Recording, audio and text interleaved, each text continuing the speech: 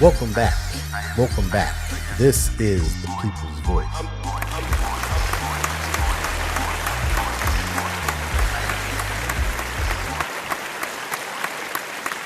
I am Trey Evans, and I am the People's Voice. Thank you again for checking out the podcast this week. As always, it is greatly appreciated. As always, we thank everyone who has taken some time to listen to the podcast today. We do understand that you could be utilizing your time to do something else, so we appreciate you spending your time equity with us. As always, if this information is valuable, you find this to be enlightening or worth sharing, we ask that you subscribe to the podcast and turn on notifications. That way you can be notified when each episode is released. And we do put out a new episode each and every Friday, which is heard on all podcasts and music streaming platforms. And then we also put a video out on YouTube as well for those who would like to watch the podcast. But in any event, we say welcome and welcome to the People's Voice podcast.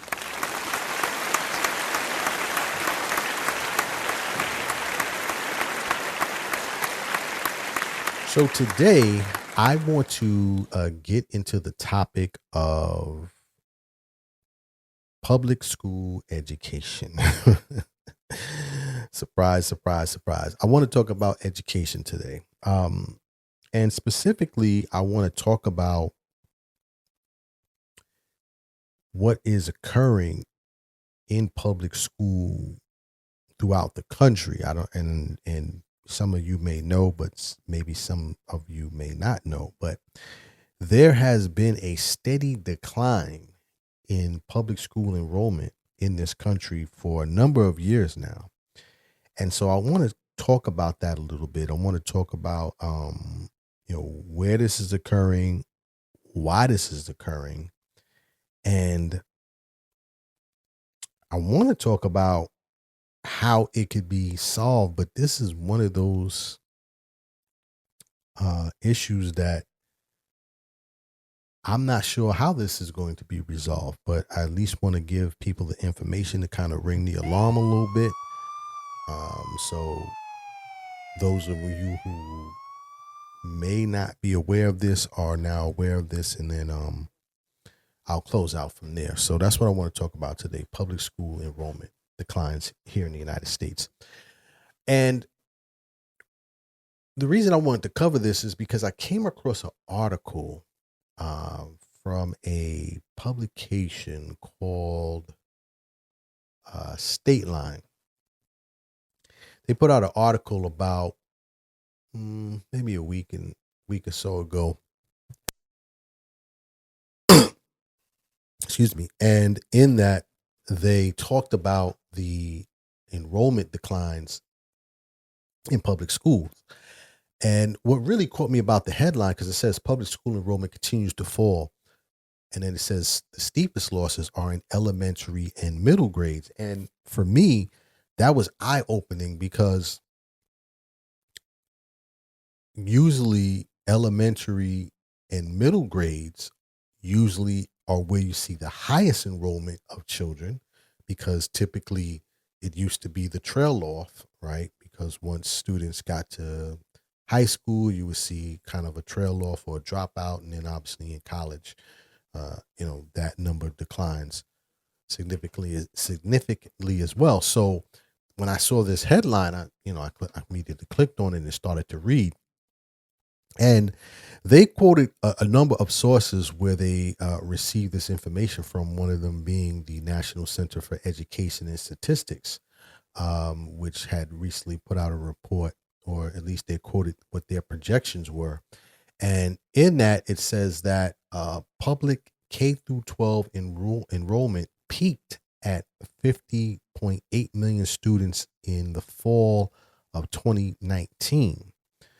But they're reporting, based on this study from the National Center for Education Statistics, that number is expected to fall by nearly 4 million students. And they're predicting by 2031, there'll only be about 47 million children enrolled in K through 12 public schools, which would represent about a 7.5% drop nationwide. So when I saw that, I was like, wow, um, what is causing that, right? And now keep in mind, like I said at the start, I knew that, there were definitely things going on with, you know, enrollment being impacted, post COVID and things of that nature. But I did not realize how significant it was and the area that it's occurring in, because, like I said, middle schools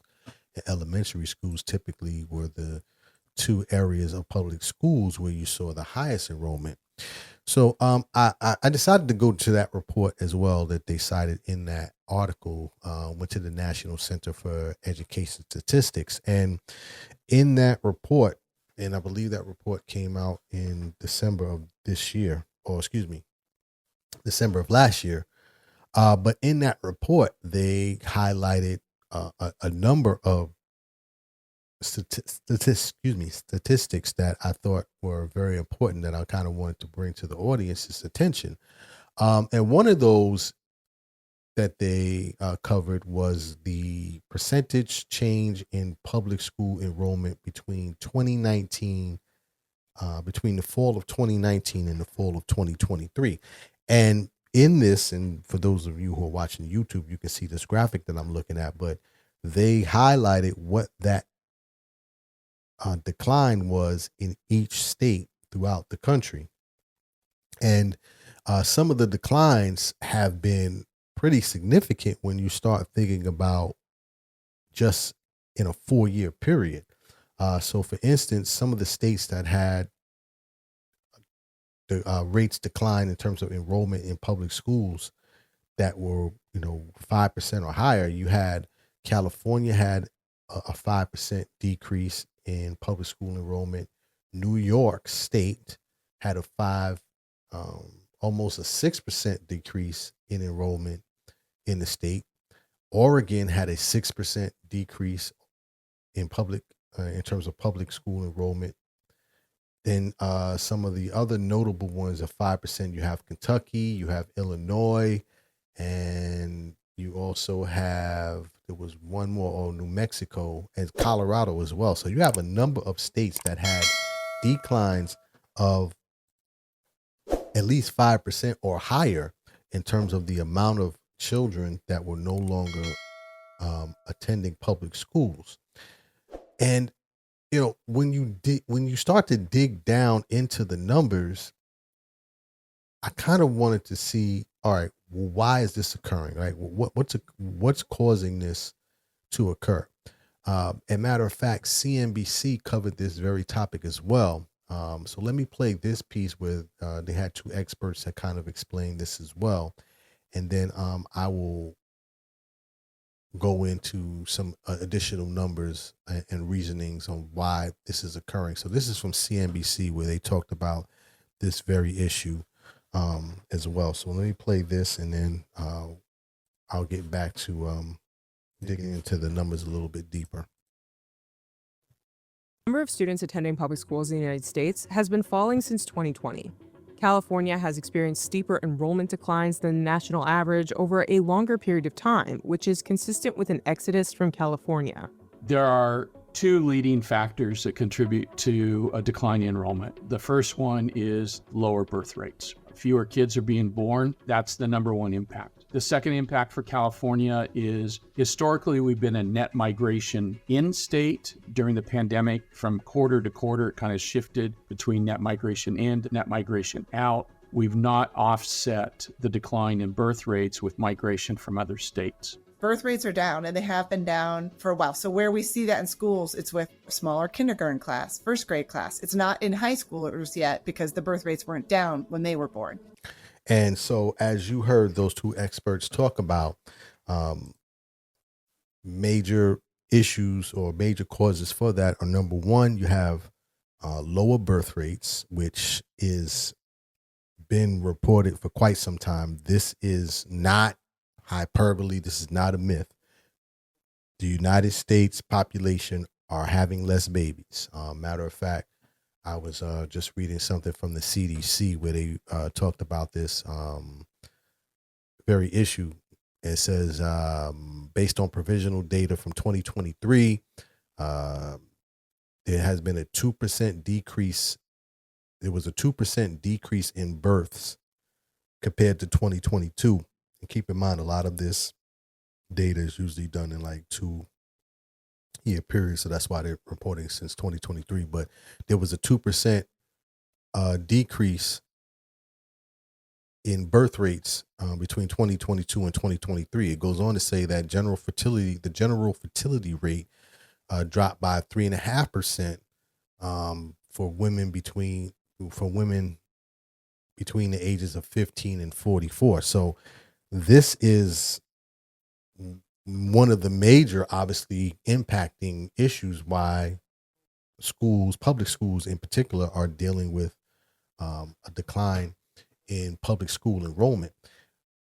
Interestingly enough, another thing that gentleman, and I didn't get his name, he said in terms of, especially when you start talking about California, because as I told you, California has, had reported some of the highest rates as well in terms of decline enrollment in their public schools. But he talked about migration, because during the pandemic, especially, a lot of people have left California and started going towards Arizona and Colorado and New Mexico, because remember, there was a lot of work from home opportunities, and just the cost of living in California. California is a very expensive state. I lived in California as well, so I can tell you it's very expensive. And so during the migration period, you had a lot of people, during the COVID pandemic, you had a lot of individuals who left the state. But the problem is there has not been a return of other residents from other states, or even a return of the population that left. So that has played a major factor in the number of students that are not enrolled in public schools in California. And you're seeing similar issues occurring in other states, such as New York. Another thing that was not noted in there is that you're seeing a lot of issues with immigration reform, because keep in mind, and I know this is an unpopular opinion, but when you have immigration, and I'm talking about immigration of all nationalities, because I know oftentimes the fixation is on Latino populations, but immigration occurs with all populations.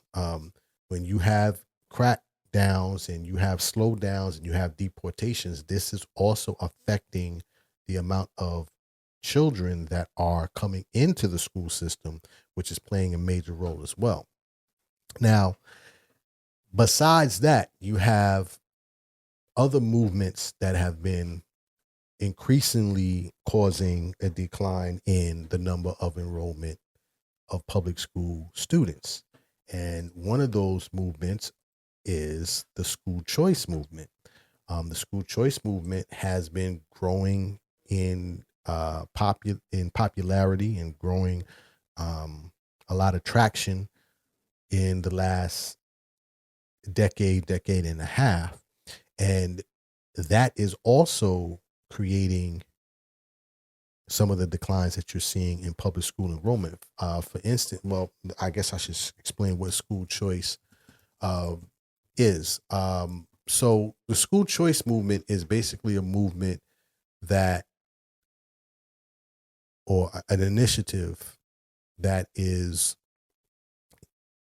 pushing for families to have choice in terms of where their children go to school, whether that's to a better public school in a better neighborhood, a better private school, charter school, magnet school, religious schools, and even homeschooling is really taking off, and that's something that's not being talked about as well. But when you have the school choice refers to programs and policies that let families use public money to access schools beyond their local option.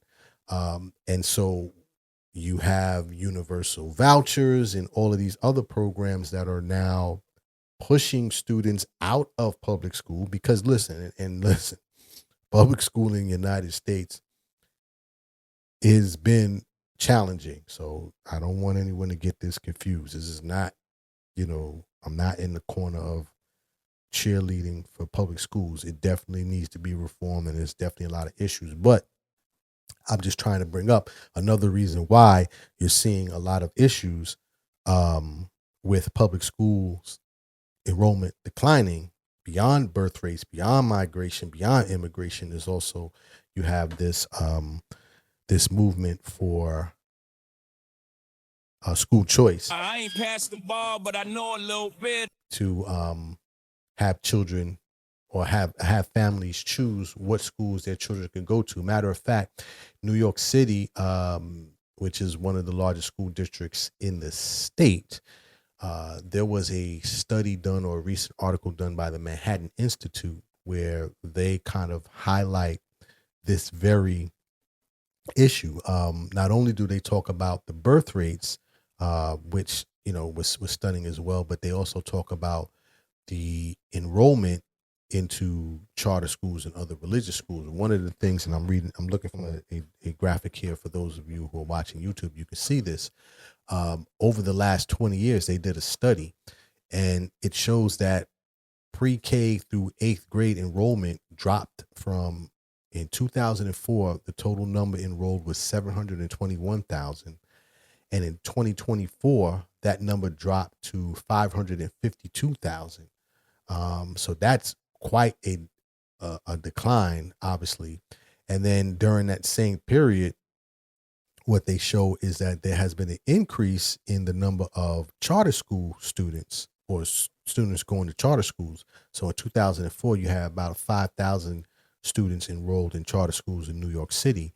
And as of 2024, that number has jumped to 114,000.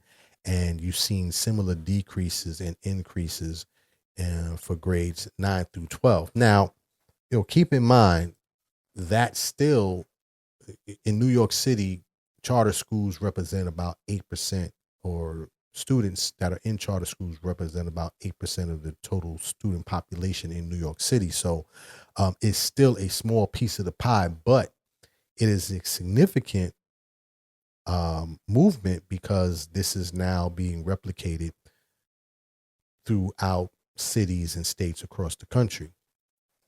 Last but not least, the impact that this is having on schools and jobs themselves is a major issue, as well. As many who may know, and those of you who may not know, there have been major cuts in education, specifically the Department of Education here in the United States.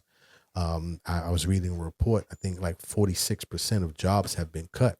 And this is occurring, or this has occurred, because of this very reason. Matter of fact, CNBC covered this as well. So let me just play this quick portion of this because they were talking about some of the cuts in California as a result of the lack of enrollment. So let me play that, and then I will close out from there. But this is from CNBC. Shortfalls. PUSD has seen a steady decline in enrollment since 2014, just like the broader trend in California. The superintendent's leadership also says the attrition of students in that match the current staffing model that they currently had. My name is Jonathan Gardner. I'm president of the teachers union in Pasadena called the United Teachers of Pasadena. We knew that they were considering cuts in the fall. They just decided that students don't need the stability of having their teachers around, and they were going to cut, because they can, an extra $5 million in teacher positions. We have about 117 teachers now that are being told that they're not coming back next year. Pasadena Unified School District has 23 schools and roughly 14,000 students. And that is a direct result of the declines that you've seen in the number of students, because keep in mind, which many may know or many may not know, how schools get funding is based on the number of enrolled students that they have in the classrooms. So if you have a decrease in the number of students, then you have a decrease in the need of a number of teachers and staff and other factors that support the school. And there's two different type of funding models. There's a kind of what they call an enrollment model, and then there's also the attendance-based model, but I didn't want to get too much into that. But basically that funding comes from having students in the classroom. So when it's not there, then you have these type of decisions that have to be made by school districts across the country. So listen, this is an ongoing issue. Like I said from the beginning, I really don't have what that solution could be. Some would argue that it should be the public school system should be defunded because it hasn't served the needs of so many, especially those in more vulnerable populations. Some may argue that it's time for a new model of education. I mean, there are so many factors that can go into this, but the bottom line is that this is occurring, and so I wanted to make sure that I put this onto your radar, so you are aware of this, especially for those who have children and obviously those who are in the education profession. But that's what I wanted to talk about today. So if you would like to leave a comment, you can reach me at the People's Voice Podcast on Instagram. And then also when I post the video, you can, of course, leave a comment as well on our YouTube channel at I Am Trey Evans. But that is my time for today. As always, dreams are not just for sleeping. Please wake up and live your dreams. My name is Trey Evans, the People's Voice. Tell somebody about the dream. Salute.